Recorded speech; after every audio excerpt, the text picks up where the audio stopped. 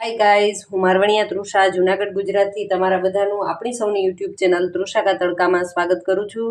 મિત્રો, આજે આપણે પંચરત્ન દાળ બનાવવાની છે.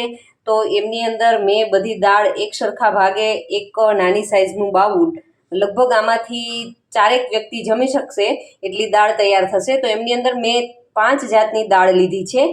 એમાં ચણા દાળ છે, તુવેર, અડદ, મગ અને મસૂરની દાળ, એમ 5 પ્રકારની દાળ લીધી છે. તો એમને આપણે એક મોટા બાઉલમાં લઈ અને એમને આપણે પાણીથી ભરી અને લગભગ 30 મિનિટ માટે આમને આમ રહેવા દેશું. હવે જુઓ, 30 મિનિટ જેટલો સમય થઈ ગયો છે અને આપણી દાળ તમે જુઓ પલળીને લગભગ ડબલ જેવી થઈ ગઈ છે. તો હવે આપણે કુકર લઈ અને એમની અંદર આપણી બધી દાળ છે એ એડ કરી દઈએ અને એમની અંદર આપણે લગભગ 3 વાટકા જેટલું પાણી એડ કરીશું, જેથી કરીને દાળ છે એ સારી રીતે ચડી જાય. અને એમની અંદર સ્વાદ અનુસાર નિમક એડ કરીશું અને થોડો એવો હળદર પાવડર એડ કરીશું, જેથી કરીને એમનો કલર છે એ ખૂબ જ સરસ આવશે.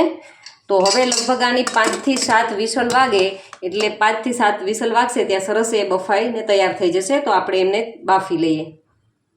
હવે જુઓ, આપણી દાળ છે એ લગભગ 5 થી 7 વિસલ બાદ સરસ મજાની ગળી અને તૈયાર થઈ ગઈ છે. તો હવે આપણે એમનો વઘાર કરી લઈએ.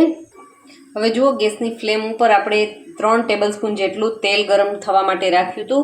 તો તેલ પણ ગરમ થઈ ચૂક્યું છે. તો આપણે એમની અંદર 1 ટીસ્પૂન જેટલું જીરું, 1 ટીસ્પૂન જેટલી રાઈ અને એ બંને સારી રીતે તતડી જાય ત્યારબાદ આપણે એમની અંદર ચપટી હિંગ અને હવે આપણા ખડા મસાલા તજ, લવિંગ, બાદિયા અને મીઠા લીમડાના પાંદ છે એમનો વઘાર કરી અને એમની અંદર 3 મીડિયમ સાઇઝની ડુંગળી મેં સમારીને રાખી છે એ આમની અંદર એડ કરી દઈશું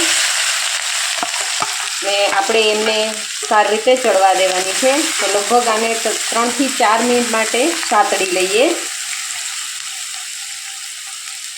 હવે જુઓ, આપણી ડુંગળી છે એકાદ મિનિટના સમય બાદ થોડી એવી ટ્રાન્સપરન્ટ થઈ ગઈ છે. તો એમની અંદર હું 6-7 કળી લસણ છે, 1 મરચું છે અને 1 ઇંચ જેટલો મેં આદુનો ટુકડો એમને મેં ખાંડણીની અંદર આ રીતે રફલી જ ખાંડી લીધા છે એ એડ કરી દઈએ અને એમને સારી રીતે હલાવી અને લગભગ હજુ આપણે ગોલ્ડન થોડીક ડુંગળી થાય ત્યાં સુધી આપણે એમને સાતળી લઈએ. હવે જુઓ, 2-3 મિનિટના સમય બાદ આપણી ડુંગળી છે એ થોડી ચડી ગઈ છે. તો હવે એમની અંદર મેં 3 મોટી સાઇઝના ટમેટાં છે એને છાલ ઉતારીને નાના નાના પીસીસ કરીને લીધા છે એ આમની અંદર આપણે એડ કરી દઈએ અને હવે આ બંનેને સારી રીતે ચડવા દેવાનું છે. તો આપણે એમને સારી રીતે ચોળવી લઈએ. હવે એ ચડે છે ત્યાં આપણે એમની અંદર મસાલા કરી દઈએ. તો હું એમની અંદર અડધી ટીસ્પૂન જેટલો હળદર પાવડર, અડધા ટેબલસ્પૂન જેટલું લાલ મરચું પાવડર એડ કરીશ ને 1 ટીસ્પૂન જેટલું ધાણા જીરું પાવડર લીધું છે અને સ્વાદ અનુસાર નિમક. આપણે દાળ બાફતી વખતે નિમક લીધું છે એટલે માત્ર આપણે આ ડુંગળી ટમેટાના માપનું જ આપણે નિમક એડ કરીશું અને આને સારી રીતે મિક્સ કરી અને એમને કૂક થવા દઈએ. હવે જુઓ, 5-1 મિનિટના સમય બાદ આપણું ડુંગળી અને ટમેટું એ સારી રીતે કૂક થઈ ગયું છે. તો હવે એની અંદર હું 1 ચમચી જેટલું માખણ એડ કરીશ. ખરેખર એમનાથી આપણી દાળનો ટેસ્ટ છે એ સરસ ચેન્જ થઈ જશે અને મને પોતાને બધાની અંદર થોડુંક કોઈ પણ સબ્જીની અંદર, દાળની અંદર માખણ એડ કરવું ખૂબ ગમે છે, કારણ કે એમનો ટેસ્ટ છે એ 2 ગણો વધી જાય છે. તો આ માખણને આપણે સારી રીતે ઓગળી જવા દઈએ. ત્યારબાદ આપણે એમની અંદર ગરમ મસાલો એડ કરીશું અને હવે આપણું માખણ પણ ઓગળી ગયું છે. તો એની અંદર આપણી દાળ છે જે આપણે બાફીને રાખી હતી એ દાળને આપણે આમની અંદર એડ કરી દઈએ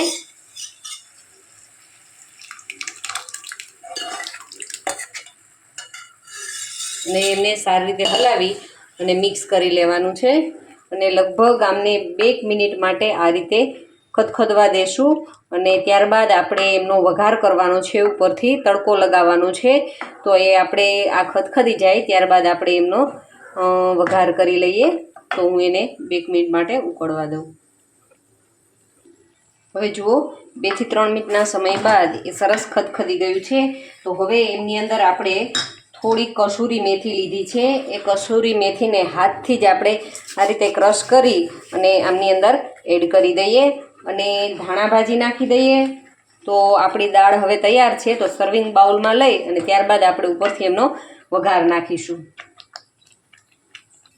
હવે જુઓ, મેં ગેસ પર 1 ટેબલસ્પૂન જેટલું તેલ લીધું છે. એ સારી રીતે ગરમ થઈ ગયું છે. તો થોડું એવું રાઈ જીરું એડ કરી અને એમની અંદર મેં 2 સૂકેલા લાલ મરચાં લીધા છે, એ એડ કરીશ. 1 તમાલપત્ર એડ કરીશ અને હવે એમાં 1/2 ટીસ્પૂન જેટલું લાલ મરચું પાવડર એની અંદર એડ કરીને ગેસની ફ્લેમ બંધ કરી દઈએ. અને હવે આપણી જે તૈયાર દાળ છે એમની ઉપર આપણો એમનો તડકો લગાવીશું.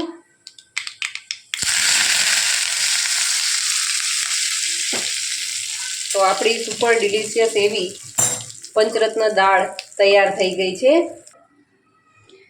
તો આપણે આ દાળને બાજરાના રોટલા સાથે સર્વ કરીશું. ખરેખર ખૂબ જ ટેસ્ટી એ બાજરાના રોટલા સાથે લાગે છે.